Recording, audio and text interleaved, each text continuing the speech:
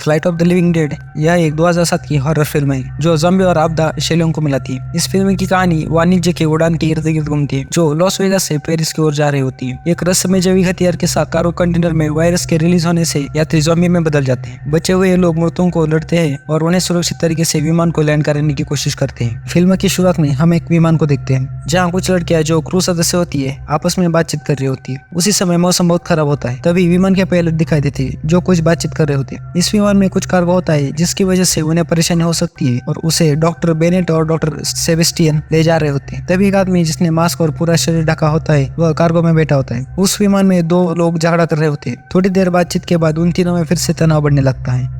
उस विमान में बेरो और फ्रैंक भी होता है और एक एयर होस्टेज उनसे कहती है कि अगर आपको कुछ चाहिए हो तो मुझे बता देना, और वहां से चली जाती है। तभी एक एयर होस्टेज पायलट के पास चाय लेकर जाती है। उनमें से एक पायलट रे होता है जिसके लिए यह आखिरी उड़ान होती है और वह रिटायर होने वाला होता है। इसके बाद कुछ यात्री दिखाई देते हैं जो आपस में बातचीत कर रहे होते हैं। उस विमान में फ्रीमैन भी होता है। तभी एक लड़का आता है और उससे एक किताब पर हस्ताक्षर लेता है। उसी समय एक एयर होस्टेज आती है और कहती है कि कैप्टन रे आपसे मिलना चाहते हैं। तभी फ्रीमैन कहता है हाँ। इसके बाद फ्रीमैन की पत्नी उसे एयर होस्टेज को शराब लाने के लिए कहती है। तभी बेरो और फ्रैंक दिखाई देते हैं। फ्रैंक बेरो से कहता है कि तुमने किसी गलत आदमी को पकड़ लिया है और मैं कैदी नहीं हूँ। वह कहता है कि मैं अपराधी नहीं हूँ, पर इस पर फ्रैंक कहता है मैं तुम्हें कैसे यकीन दिलाऊं कि मैं अपराधी नहीं हूँ। फिर वह कहता है जो करना है भगवान करेगा, तुम चुपचाप बैठ जाओ। तभी विमान दिखाई जाता है और बाहर का मौसम बहुत खराब हो जाता है। तब रे दूसरे पायलट से कहता है कि मौसम बहुत खराब है और वह जवाब देता है हम उड़ तो सकते हैं लेकिन ज्यादा ऊपर नहीं उड़ सकते। तब वे देखते हैं कि बाहर बहुत तेज हवा चल रही होती है। रे सभी यात्रियों से कहता है कि अपनी अपनी सीट बेल्ट बांध ले और अपनी जगह से ना हिले। इसके बाद एयर होस्टेस भी अपनी जगह जाकर बैठ जाती है। विमान डगमगाने लगता है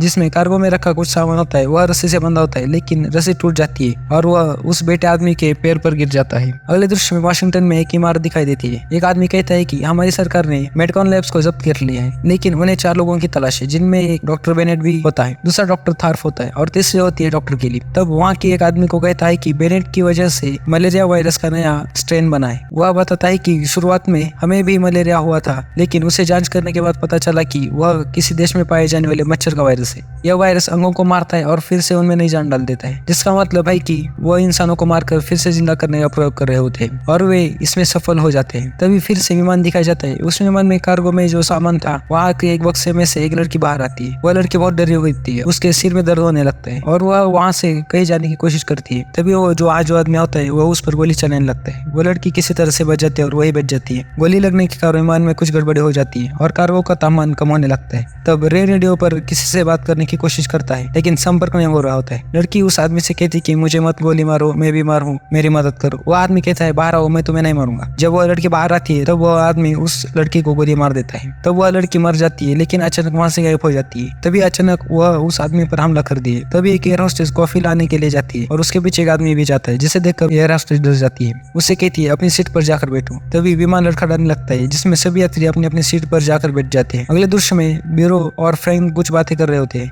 अचानक जोर के झटके लगने से विमान कुछ ज्यादा ही लड़खड़ाने लगता है। ऊपर की कुछ चीजें नीचे गिरने लगती है। रे विमान को थोड़ा नीचे से उड़ाने की कोशिश करता है। तभी स्टेसी जो एयर होस्टेस होती है पायलट को बताती है कि यहाँ कुछ यात्रियों को चोट लगी। तब पायलट कहता है जाकर चेक करो। एयर होस्टेस जाकर सभी यात्रियों को चेक करती है। फिर रे दूसरे पायलट से कहता है कि डॉक्टर बेनेट के साथ जाओ और कार्गो में जाके चेक करो। इसके बाद वह पायलट वहां से चला जाता है और एयर होस्टेस सभी चीजों को अपनी जगह पर रख रही होती है। तभी 2 लड़कियों के बीच कुछ अनबन होने लगती है जिसे एयर होस्टेस रोकती है और उन्हें अपनी सीट पर बैठने के लिए कहती है। तब बेनेट अपने दोस्तों को पायलट के साथ भेज देता है। फिर पायलट कार्गो में जाने के लिए दरवाजा खोलता है। इसके बाद बेरो और फ्रैंक दिखाई देते हैं। फ्रैंक को बाथरूम जाना होता है और बेरो उसके साथ जाने के लिए खड़ा होता है। तभी विमान हिलता है जिससे बेरो का सर विमान से टकरा जाता है और वह बेहोश हो जाता है। फ्रैंक वहां से कहीं चला जाता है। अगले दृश्य में पायलट और 2 डॉक्टर कार्गो में दिखाई देते हैं और वहां से आगे बढ़ने की कोशिश करते हैं। बेरो के पास एक एयर होस्टेस आती है और उसे उठाने की कोशिश करती है। उसके सिर पर चोट लगी होती है जिसकी वजह से वहां से खून बह रहा होता है। तो वह एयर होस्टेस रे को कॉल करती है और बताते है कि बेरो को चोट लगी है और उनका कैदी भाग गया है। बेरो फ्रैंक को ढूंढने लगता है। कार्गो में जाने के बाद उन पर वह लड़की और आदमी जो ज़ॉम्बी बन हो चुके होते हमला करते हैं और उन्हें मार देते हैं, लेकिन पायलट वहां से बचकर निकलता है। तब वह पायलट जाके रे को सब कुछ बताता है और कहता है कि विमान को लैंड करना पड़ेगा। फिर वह रे को बताता है कि इस विमान में कुछ ज़ॉम्बी है जो हमें मार डालेंगे। तब कनाडा में कुछ लोग उनके विमान को ट्रैक करने की कोशिश कर रहे होते हैं। तभी एक सुरक्षा अधिकारी बेनेट के पास आता है और उससे पूछता है कि उस कार्गो में क्या था, लेकिन वह कुछ नहीं बताता। इसी बीच ब्यूरो फ्रैंक को ढूंढ रहा होता है। फिर वह सुरक्षा गार्ड और कार्गो में जाते हैं और वहाँ जाकर फ्रैंक और डॉक्टर को ढूंढने की कोशिश करते हैं। वे दोनों कुछ खून देखते हैं, फिर वे अलग अलग रास्ते से ढूंढ रहे होते हैं। तभी पॉल को एक ज़ॉम्बी दिखाई देता है और वह उसे गोली मार देता है। इसके बाद बरो वापस आता है और उस पर एक ज़ॉम्बी हमला करता है, लेकिन पॉल आकर उसे बचाता है। पॉल की बंदूक से एक गोली ऊपर निकलती है जो कि एयर होस्टेज को लगती है और वह मर जाती है। यह देखकर एक लड़की को उल्टी आने लगती है, वह बाथरूम में जाती है और तभी एक एयर होस्टेज रे को कॉल करके बताते है कि यहाँ कोई गोली चला रहा है। तभी उस एयर होस्टेज पर एक ज़ॉम्बी हमला करता है और उसे मार देता है। फिर रे उस पायलट को भेजता है और जाते समय बंदूक ले जाने के लिए कहता है।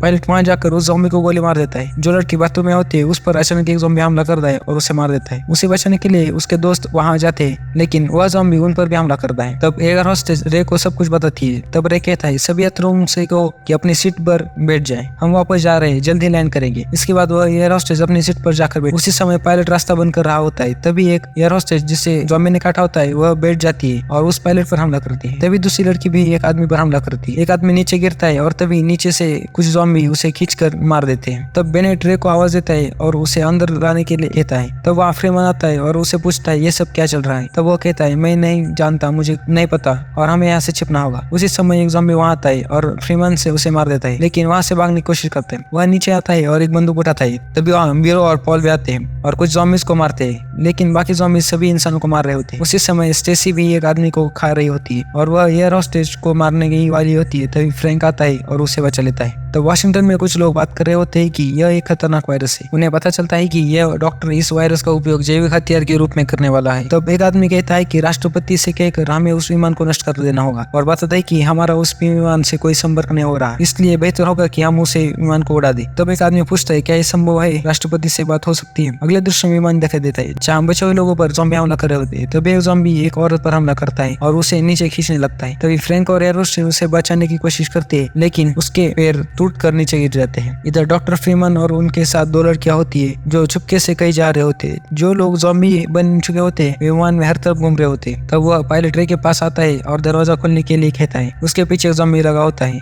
और वह अंदर जाता है, लेकिन उसे भी ज़ॉम्बी ने काटा होता है और तब वह रे पर भी हमला करता है। फ्रैंक और एयर होस्टेज साथ होते हैं। तभी उन्हें पॉल और ब्रो मिलते हैं जो ज़ॉम्बी को गोली मार रहे होते हैं। वे उनके पास आते हैं, वही ज़ॉम्बीज़ को मारने लगते हैं, लेकिन उनके पास थोड़ी गोलियां बची होती है। तब फ्रैंक ऊपर से तार नीचे खींचता है। तभी फ्रैंक पायलट ज़ॉम्बी को गोली मारता है और अंदर जाता है। वो रेडियो पर बात कर रहे होते हैं। तभी फाइटर जेट उन पर मिसाइल छोड़ देता है। फ्रैंक विमान की दिशा बदल देता है, लेकिन मिसाइल विमान से टकरा जाती है, जिसमें विमान थोड़ा टूट जाता है और ज़ॉम्बी बाहर गिरने लगते हैं। एक आदमी जो सीट पर बैठा होता है वह सीट के साथ नीचे गिरता है और उस फाइटर जेट से टकराता है, जिससे वह जेट बर्बाद हो जाता है। फ्रैंक फिर से विमान को संभाल लेता है, लेकिन विमान पहाड़ से टकराने वाला होता है। तभी रे ज़ॉम्बी बन जाता है और बरो को गोली मार देता है। विमान पहाड़ से टकराता है और क्रैश लैंडिंग करता है। थोड़ी देर जाकर विमान रुक जाता है। विमान से सिर्फ 4 लोग बचकर बाहर निकलते हैं जो चलकर दूर जा रहे होते हैं। थोड़ी देर बाद बेड़े दिखाई देता है जिसका आधा शरीर इंजन में जाने के कारण कटा हुआ होता है और कुछ ज़ॉम्बी भी होते हैं जो उनके पीछे गांव की तरफ निकलने लगते हैं। और यह फिल्म यहीं पे खत्म हो जाती है। इस वीडियो को देखने के लिए धन्यवाद। मिलते हैं एक और ज़ॉम्बी की फिल्म के साथ। धन्यवाद।